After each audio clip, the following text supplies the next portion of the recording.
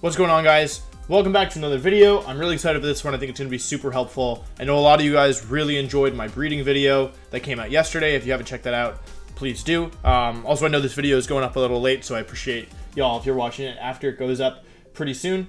Just before we jump into the video, I just want to give a quick shout out to everyone who subscribed. We got a lot of new subscribers. Just want to remind everyone that if we hit 100,000 subscribers before March, I will be doing Pokemon Academy. I'll be opening up a Discord server. I'll be giving lessons. I'll be giving teams, Pokemon sets, giving personalized advice, answering questions. So yeah, if you're interested in that kind of content, I will be doing it if we can hit 100,000 subscribers. So if you're new and you're interested in that, please subscribe.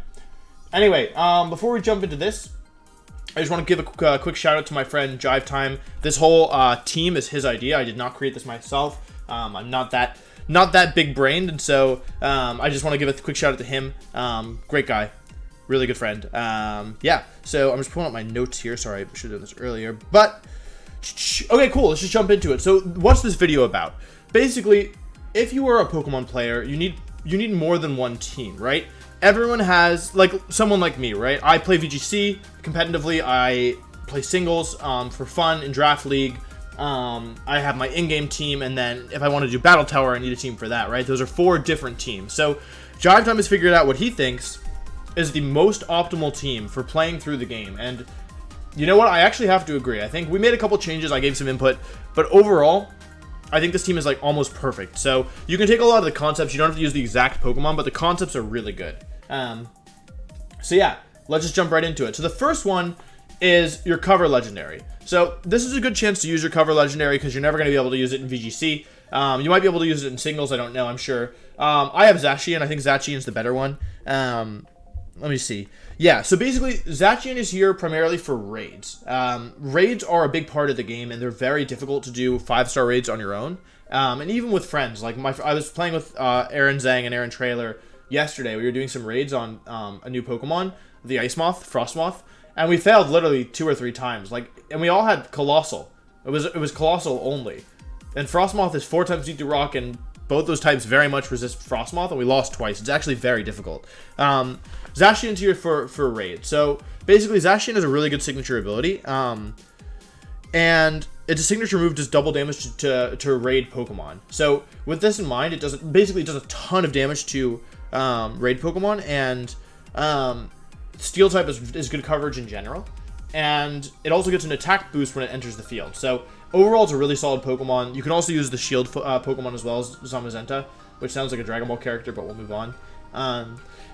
Basically, for the Pokemon that Zacian doesn't hit, you can use Eternatus for the same purpose. I'm sorry for the image, I couldn't find like a transparent background, but yeah, Eternatus is kind of the 3rd legendary of this generation. It's Dragon and Poison type, and it has a signature move called Dynamax Cannon, which, as you might have guessed, does double damage to Dynamax Pokemon. So between Steel and Dragon, if you have these 2 on your team, you're going to be doing huge damage to opposing Dynamax Pokemon, which is really, really good. So these guys are primarily for raids. They're also good just to blow through your teams in-game. Like, if you have them on your team, you can most likely use them for most in-game things and just be totally fine, especially when they're high enough level. So, yeah. Now, okay, Steel and Dragon, you might have noticed, have a similar resistance in Steel type. So to complement and to finish off your raid Pokemon, we have Machamp. So other fighting type Pokemon can work here as well, but Machamp is really good because number 1, it has no guard, and number 2, it has Dynamic Punch. So basically, Machamp is your 3rd Pokemon that you would use for raid battles, and the idea here is with these 3 Pokemon, you should be able to more or less cover all raid Pokemon, because the nice thing is that you're against a raid Pokemon, right? You're only bringing one of your own Pokemon into battle. So between Eternatus, Zacian or Zamazenta, and Machamp, you have really good coverage options there. Machamp is recommended to have Dynamic Punch, which is a great fighting type move in general. You can use other fighting types for this role as well, but Machamp specifically is nice because it has no guard, which means that even if you're dealing with accuracy or evasion, you won't miss, which is really nice. So Dynamic Punch is good, and Confusion is really good. I'm actually not 100% sure how that works on raid Pokemon. I haven't tested it myself, but Dynamic Punch is a solid move overall anyway.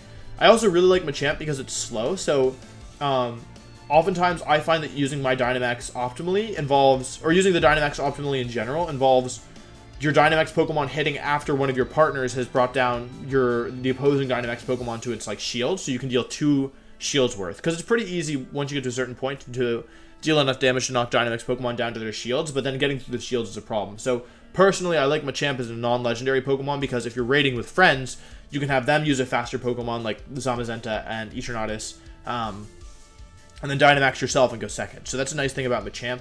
I also didn't mention, but Eternatus and Zacian can't Dynamax, so that is one weakness of them in theory, but when you're raiding with friends, it's actually pretty good, especially if you're the one hosting the raid. Actually, no, regardless. Those Pokemon are both really fast, and they do what I said earlier, which is knock down the Pokemon to its shield, so that your friend's Dynamax Pokemon can then deal damage to the shields. The other moves of Machamp, so we already mentioned Dynamic Punch. You probably want to run Stone Edge, Thunder Punch, and then Earthquake. Yeah, basically, it hits everything, right? Everything that either Steel and Dragon Poison don't hit. Honestly, even just Steel, it does a pretty good job of. So, yeah, so that's the kind of the raid core. The next Pokemon I want to talk about is Gigantamax Meowth. This is currently an ongoing event in the game, so if you haven't gotten this, you should go to the PC and go to Mystery Gift and download it into your game, because it's very, very, very good. So I'm going to go a bit more into this later. I'm going to be doing a full EV training guide. If you're interested in that, let me know, because I will do it at some point, but if people are really itching for it now, I can totally do it sooner. It's not the next video I have planned or anything, but if there's a lot of demand, let me know in the comments, because yeah, I'll be going more in depth on this Meowth specifically and the strategy behind it. But basically, this Meowth has a signature move called, don't know what it's called, but it's called like Gigantamax. G, give me a lot of money, basically. The G in Gigantamax stands for give me a lot of money. And so Machamp. Meowth here lets you earn astronomical amounts of prize money. It's actually, I'll be going into depth, where will I be going? We all know where I'll be going. You know what I'm saying? Well, I'll be going into depth on this in another video, but yeah, basically Meowth lets you earn so much prize money that it would be stupid not to use it. So, yeah, Meowth is really, really good because money in this game is important for EV training. It's the easiest way to EV train is to have lots of money, which is a shocker. I know capitalism takes over Pokemon. Who would have thought it? But yeah, this kind of goofy Meowth is actually really phenomenal for in-game trade. So yeah, just keep it in mind. We'll be coming back to that in a future video. I'll tell you exactly how to train up your Meowth and how to use it and how much money you can get. It's crazy. Next Pokemon, second to last, is Colossal. I know it's low quality. I apologize for that. But yeah, basically, he's here for one reason. Number one, I like him. Number two, Flame Body. You need to make sure your Colossal is Flame Body. For those of you who don't know, Flame Body decreases, I believe it cuts it in half, actually. In past games, it definitely cut it in half. The time, or the number of steps you need to hatch each egg. So when you're hatching eggs, you basically want to have a Flame Body Pokemon as the last Pokemon in your party other than your 5 eggs, because otherwise you're taking double the amount of time. Colossal is a good Pokemon in general. I use Colossal a lot in raids because I don't have a champ that I like just yet. And yeah, I haven't caught the cover legendary myself. I haven't caught Zacian myself, but Colossal's great. Colossal's honestly super dope, and it's a cool Pokemon. Coverage is nice, and it's really here for Flame Body. So you do need a Flame Body Pokemon on your team. So Colossal, I'm not sure it's the only one. I would be surprised if it was the only one, but I actually can't confirm that. But it's definitely the best. Without knowing what any of the other ones are, Colossal is the best Flame Body Pokemon. And last but not least, you actually have two choices, but I've only shown one here. So this one might come as a surprise. It's Octillery. So Octillery, and the other option is Lantern. So Octillery and Lantern are the only Pokemon in the game that learn both Soak and Thunder Wave. So you might be thinking, why is that important, right? Well, Soak lets you change any Pokemon's type to water, which is really important. And Thunder Wave is good for catching. However, Thunder Wave won't work on electric types, and it won't work on ground types as well. So, yeah. So with that in mind, the goal here is you soak a Pokemon so that you can hit it with Thunder Wave so that you can catch pretty much anything. Thunder Wave, obviously, it's the best status for catching because Sleep is temporary, Freeze is inconsistent, Poison and Burn do damage, and Confusion doesn't count. And I'm missing one. Sleep, Freeze, Burn, Poison, Paralysis. Paralysis is the one you want, right? Let's go, Wolf. Let's go, Wolf.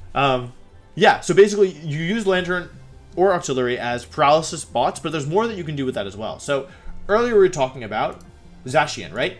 Your Zacian should have False Swipe. So, the thing is here, that False Swipe is really good for catching because it never KOs a Pokemon. That's the way that it works. It always leaves a Pokemon with at least 1 HP. However, you can't use False Swipe on Ghost types unless you soak them, right?